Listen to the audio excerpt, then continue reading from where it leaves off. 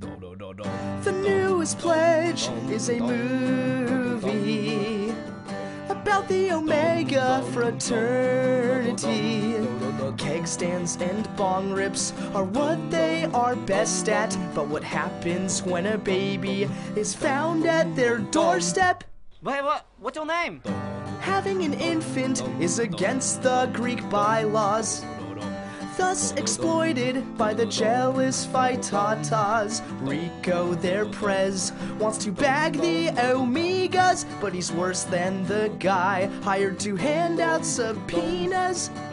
The newest pledge is a movie about a frat that'll go down in history, whose strong points are drinking, women, and hazing, but they now face the beast that is baby raising.